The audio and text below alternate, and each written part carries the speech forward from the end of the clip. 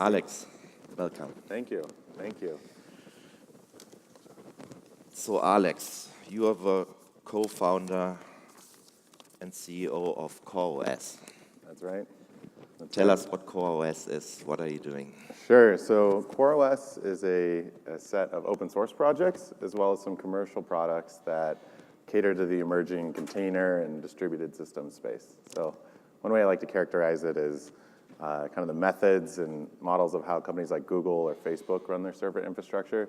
We help build that for companies that aren't Google and Facebook and want to take advantage of these techniques: containers, distributed systems, high availability, fault tolerance, kind of all that. I see. So let's travel a little bit into your past. You are one of the founders of a company called CloudKick. Yep. Which was acquired by Rackspace for somewhat set around 30 million, and 2 years after that, the project was closed. Like, how do you feel about that? What happened? So what happens in acquisitions are the acquiring company assumes the product and puts it into their own product line. So in the case of CloudKick, first to step back, CloudKick provided cloud server monitoring management tools. So it was a set of tools that helped companies, monitor latencies when a server goes down, get graphs, all that kind of stuff. So as Rackspace stepped up to compete with AWS, they acquired my company, and it was integrated into the product line at Rackspace. So CloudKick became the customer-facing control panel. If you go to the Rackspace Cloud right now and launch a server through the UI, that's sort of the latest version of CloudKick. And then our monitoring product became Rackspace Cloud Monitoring, which is a monitoring API inside of the Rackspace Cloud. So, and then where I was the CEO of CloudKick, I became the GM for Rackspace in the Bay Area and opened up the San Francisco office for them. And so CloudKick.com, as we know it, did end up getting shut down, but the technology and products were integrated into the Rackspace product line, and customers can buy them through that. Okay. How was it working for Rackspace? Rackspace is a really great company. I still bleed red, and Rackspace, the leadership there is really great. The culture is very unique. We had a great time there. Still, when we were acquired, we were a pretty small company. We were only 12 employees. That was almost 5 years ago now, and they didn't do any of the sort of handcuffs or anything as part of the acquisition, and we still have some of the original 12 at Rackspace, which I think really kind of speaks to the quality of a place to work. And prior to founding CloudKick, you worked for Mozilla. That's right. What did you do there? So I'm a sysadmin at heart. I got started at the Mozilla Foundation. I was the 12th employee at the Mozilla Foundation, kind of in the Firefox 1.0 days, and I was helping run the server infrastructure there. And that's what really got me into all this space. Okay, so Unix philosophy says that think about things in terms of components. Mm-hmm. Yeah. So how has this become a mission statement for you? Well, if you look at our product line of open source projects, so we have CoreOS Linux, which is our lightweight Linux OS for running big server deployments. We have Rocket, which is a container runtime. We have etcd, which is a distributed data store for building these fault-tolerant distributed systems. And all of these are individually useful components, and we've seen them all be taken off, all take off in their own right in the open source community. And then we or other people can go and build products with these things. And so our primary product is Tectonic, which is a platform that helps companies run their infrastructure in this new way, this Google-like infrastructure. But it's composed of all these individual components. And so we built these components that just needed to exist because there's nothing else like them to enable this new way of running infrastructure. And we did it as the individual kind of Unix, do one thing, do it right type components so that any company could take advantage of it however they wanted. And then we use them to build our own product. I see. CoreOS, isn't it a Y Combinator startup? That's right. It is a Y Combinator startup. So how did you get started, and how was your time in Y Combinator? Sure. So this is my sophomore year of Y Combinator. CloudKick was my freshman year. Okay. This is my second time doing it. There is actually some other Y Combinator founders here. These guys, Weebly, who sponsored the party, also was there, but Strikingly, who's in the audience, they are also Y Combinator. But Y Combinator is meant for really tech founders that are really good in their domain. They understand their domain and know how to build the technology and the products that they're trying to sell, but they're not necessarily that savvy in terms of startups or talking to investors or operating a finance department or those sorts of things. And so Y Combinator is that base that helps these tech nerds essentially get their company off the ground, and that's exactly what I was and am, and so it was perfect for me. What type of company culture do you have? The type of company culture? Is it still a startup or? Yeah, so CoreOS itself is just under 40 people right now. I'd say it's a very engineering centric culture. Our kind of three principal things that we're after is to build really difficult and important technology, do it with a great team of people that we love to work with, and build a big business around it so we can continue to do the first two things. Okay. And so that's really, I guess, how we think about our culture. Doing the research for this interview, I saw a Wired article with this picture with two of your old school friends in a garage, like typical cliche. So was it really that garage? Yeah, call me old-fashioned, but we started CoreOS out of a garage in Palo Alto. It was literally about 1 block away from Steve Jobs' family's house, 3 blocks away from Larry Page's house, 6 blocks away from the original HP garage where HP started. So just felt it was the right thing to do to start in the garage. And it's pretty nice to just, roll up the garage door in Palo Alto and, hack away outside all day. So yeah, we did it. And then Wired, we actually did a couple funny things. Wired came by and ran that article on us. And then Red Bull came by and shot a Silicon Valley startup thing. We should have been in an episode of Silicon Valley, the TV show. It was a little bit too ironic, I think. In another interview, you said you want to change how the entire internet is built.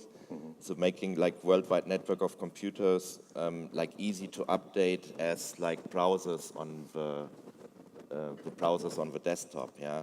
Can you maybe explain your concept very briefly? Sure. So why we started building CoreOS in the first place was Brandon, my co-founder, and I asked each other, what could we do to fundamentally improve the security of the internet? We thought, hey, 1, that's a great social mission to get behind, but 2, if it works, it would be a big business.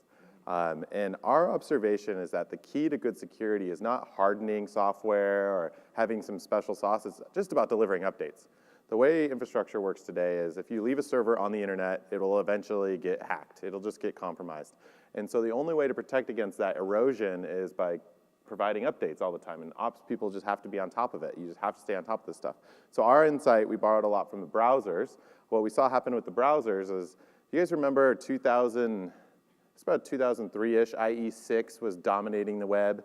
Maybe it was IE5, and there were these Patch Tuesdays. IE had 99% market share. A patch would come out from Microsoft.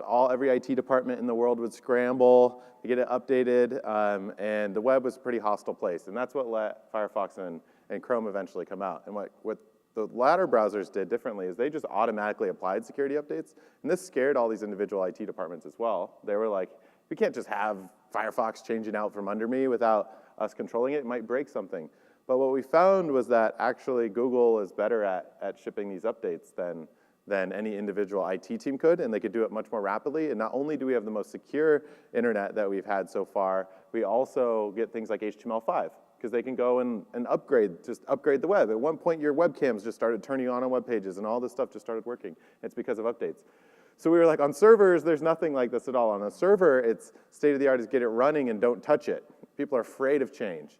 And so we were like, hey, let's just turn it all on its head. It's a perfect thing for a startup to do. If it works, we unlock a lot of value, but it's something a big company won't necessarily do because it's just so orthogonal to the way that people think about running server infrastructure today. So CoreOS, in its lowest level component, and the reason we build it is the fact that it's a continuous stream of updates. The first version of CoreOS that we shipped was the one that we could update, and that's how it works today. So we patch you, hours after heartbleed, hours after poodle, without any user intervention, and the issue is just fixed. And all the distributed systems work that we do is to enable us to do that without your infrastructure needing to take a downtime, but for us to be able to do it automatically for you. I see. CoreOS is open source, right? CoreOS is open source. How do you make money? So yeah, we're a bit odd in that our seminal products are all open source products. CoreOS, Rocket, etcd, Fleet, Flannel, all these open source things, you can find them all on GitHub. What we do as a company is we build products that help companies run their infrastructure in this new way. So our primary product is called Tectonic. We explicitly separate the brands between CoreOS and our commercial products because we want the open source projects to be pure, like Apache 2. Like nobody owns Apache 2. It's just an enabling technology that's used on the internet. So Tectonic is a platform for companies that want to run their infrastructure in this Google-like way, and we sell that as a package. You could think of it like Cloudera is to Hadoop. Tectonic is to this emerging containers, distributed systems. Tectonic is technically the combination of containers with Google's Kubernetes, which is a distributed container platform, and the set of components that we've built, like overlay networking and so on. And so you can buy Tectonic as a package and help, an end user will use it to run their infrastructure, using all these new technologies. The original version of CoreOS was based on ChromeOS. So when did you decide to use a different Linux kernel, and what does it implement to make such kind of changes, basically? Yeah, it's a little bit confusing. So CoreOS, we borrowed the tools from ChromeOS for actually compiling the binaries and building the image that is the Linux distro. But ChromeOS and CoreOS are different Linux distributions altogether, and they're not derivative. It would be similar to if you're using Ubuntu. You might ask yourself, how does Ubuntu actually compile all of the binaries for the packages that are inside of Ubuntu? And we use the toolkit, the shared toolkit from ChromeOS. But CoreOS and ChromeOS are distinctly different operating systems. We just happen to share the tools that compile all the binaries and so on. I see, okay. So when Docker was first introduced in 2013, the idea of a standard container was striking and immediately attractive to a lot of people. Mm-hmm. It was a big hype. So why do you believe now like a simple reusable component is not how things are playing out? Sure. So what you're particularly referring to is we shipped Rocket, which is a alternative to Docker. And the reason we did that was a few reasons. One is to address some security concerns. If our goal is to secure the internet, well, we can't have the thing that's running on your server, controlling your server, running as root on the machine. We can't not do a signature validation on the data when it's downloaded. And then around the standard container thing, the thing that got a lot of folks excited about containers is this idea of we have the standard unit. It's this shipping container metaphor where we have, shipping containers. You put it on the ship, and then you put it on a train, and you put it on a truck, and it's all the same, and it's interchangeable, but we have the standard unit that's shared by a variety of systems. Well, that's just not what we got with Docker. What we got with Docker was it needs to go on the Docker ship, it needs to go on the Docker train, it needs to go on the Docker truck. And that's great. We just felt that we've seen standards emerge, things like HTTP and HTML5 that are shared by a variety of vendors, and it is good for the user at the end of the day. And so we started building a well-engineered, well-specified standard called App Container. And so Rocket is a command line tool for running App Container. An App Container is a standard for what an image format is of a container, as well as how to run that. And we've started, that project came out about 4 months ago, maybe 5 months ago. And at this point, we have Red Hat as a maintainer on App Container. We have Google as a maintainer on App Container. We have VMware shipping App Container in their new container OS called Photon. We have folks, engineers from Twitter hacking on it. Our own guys building on it. So I think we had to go against the grain on that one, but we definitely struck a nerve. I see. So you wrote in a blog post you're not so happy with the direction Docker technology is leading through right now. So what are your concerns? What do they do wrong? So I think the way that Docker's going isn't, I get what they're doing, that's fine. And the product that they're building is, a container platform thing, and that's great. And if they want to build that, that's fine. It's just what we want is this thing, we want this standard container unit that you can go and run and embed in any system you want. And our feeling is that that's what most companies wanted too, and that's why they signed up for Docker in the first place. And so that's why we saw Amazon adopt Docker. They didn't adopt the Docker platform, they adopted a Docker container and plugged it into the Amazon platform. We saw Google do the same thing. Google built Kubernetes and plugged in a Docker container into that. And at this point, Docker's becoming something that's much more like AWS in itself, or much more like the Kubernetes project in and of itself. And that's fine, and it makes good business sense for them to do, and that product does need to exist out in the wild. Don't get me wrong, I'm not at all knocking that product. It's just not the thing we actually wanted, and I guess it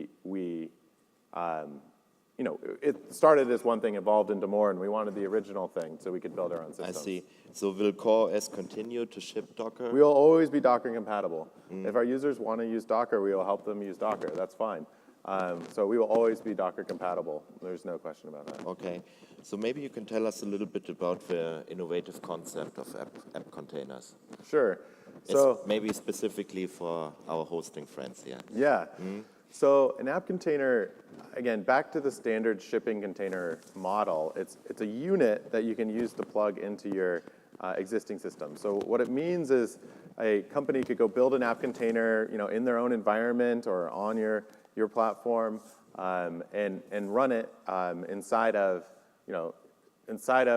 any vendor that supports it. So if you're a hosting provider and you want to add a container service of some sort, you could either go and build something yourself. You could just add a container into your environment. So somewhere in, let's say, your web UI, you have a list of servers. If you want to add a container as another object that can be running inside of that, using Rocket and App Container would be a great way to do that. Or you can pull in one of the many tools that supports App Container and use that as a starting point as well. So at the lowest level, that's things like Rocket, or at a higher level, it's things like Tectonic, which are a full platform for running containers in and of themselves. Some of the features are, again, it's very security-minded, meaning we get all the crypto and kind of everything right. The nice thing about doing this with containers is the actual container itself doesn't need to know all the crazy crypto and everything that's happening around it, because the container is a self-contained unit, and the thing running the container can kind of take care of all that for you. And we're starting to build a variety of tools for how you build those images, and there's community of vendors that are building alternative implementations to Rocket in itself, but support the standard, essentially the logical equivalent of Firefox and Chrome, but they share HTML5, and so you can pick whatever tool is best for you, and so on. Okay. What are the use cases for the hosting providers? So you can run CoreOS on cloud platform, on bare metal. So maybe you can give an overview, like how hosters can engage with you. Sure. So containers are, the main thing to think about when you are thinking about a container is the shift from thinking from a server to thinking about an application. So if there's anywhere in your environment you want to think about applications instead of raw, virtual machines or compute instances, that's where you start thinking containers can help me solve some problems.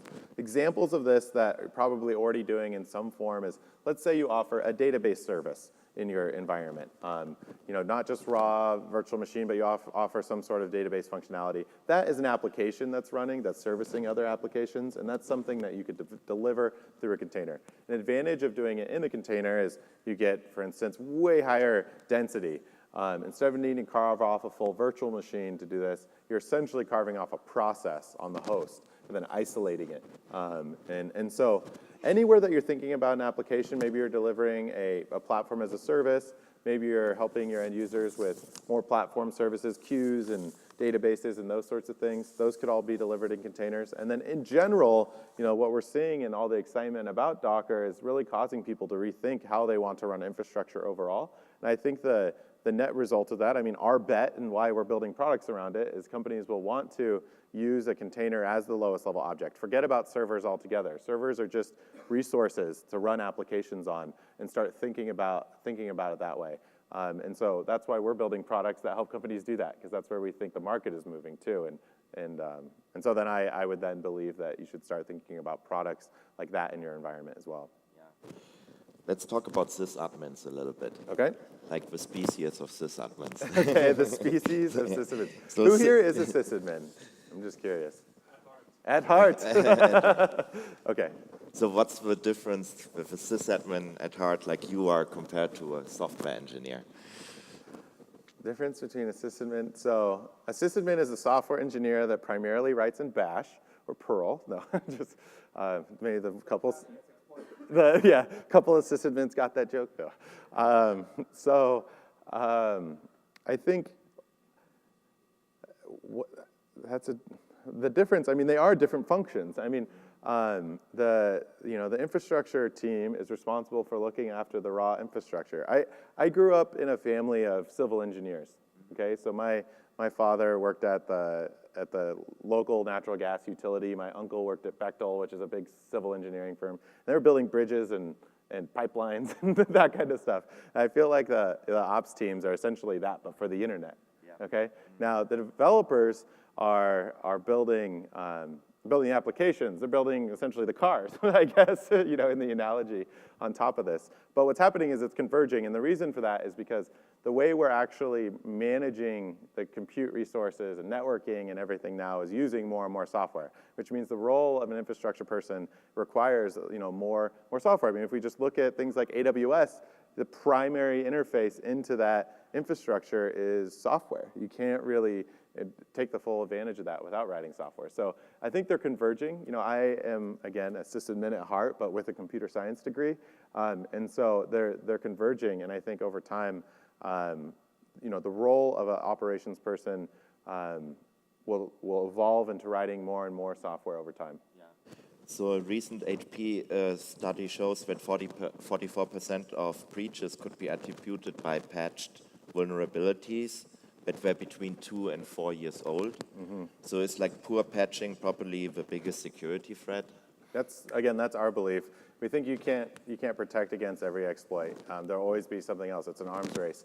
And remember, the attackers are attacking you with automated tooling, but yet we're not fixing the vulnerabilities with automated tooling, at least fully automatic. So if you put a machine on the internet, it'll start getting scanned by attackers pretty much immediately, but yet if you put that same server on the internet on the other side from your infrastructure team, do you start scanning it for vulnerabilities immediately? Like, probably not. So it's this weird imbalance, and that's why everybody's getting compromised. And so I think that's why it's time to look. We have to change the way we fundamentally run infrastructure. Why is it still so hard for sysadmins to run patches? So that's exactly it, because it's difficult. Okay, so if I was to ask all the sysadmins in the crowd, no, there's only a few, but would it be a good thing if I could take any piece of your infrastructure down at any time and your applications keep running? If I could essentially pull the plug on any server at any time and your applications keep running, is that a good thing? Yes. Okay, now, can you do that today? No. Okay, well, why can't you do that today? Because it's too hard. It's just too difficult. It requires like a distributed consensus PhD from Stanford to help you build these types of systems. And that's why you've only seen it happen at these really big shops like Google and Facebook and stuff, because they're the only ones that literally hire the Stanford PhDs that know how to do that stuff. And so what we're trying to do is make this way of running infrastructure more accessible to everyone. An example of this is this distributed data store called etcd. So it's called Etsy because on a server /etc is where all the configuration data is stored, but D is distributed, so it's like distributed configuration, and this is a requirement. But it solves it in the most computer sciencey, technically correct way, the way that it would be done at a Google type environment. And we made it though accessible to a DevOps guy, someone that knows how to kind of do more traditional DevOps. And we've seen that project take off, which is a sign that the market wants to do these things. They want to run the infrastructure in this distributed way so that we can patch things, so that we can change things more easily. But it's just too hard. And so we think that's a primary goal of what we're trying to do, is just make these techniques accessible to everyone. You don't have to have a PhD to do it. It's just a common framework, in the same way that Nginx is a piece of common tooling on the internet now, and now everyone moves forward because of it.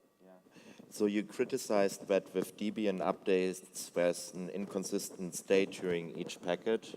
Update, there's this window of vulnerability, basically. So how can you replace this incremental volatile update mechanism with some kind of atomic upgrade? Sure. So a system like Red Hat or Debian, again, no criticisms of how it's built. It's not meant for working automatically. You can't have software run the infrastructure for you.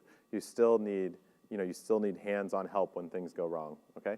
And so what that means is, let's say you're running an update on your infrastructure and something breaks in the middle. Well, that now requires an operator intervention. That requires somebody to go in and fix whatever the problem is, okay?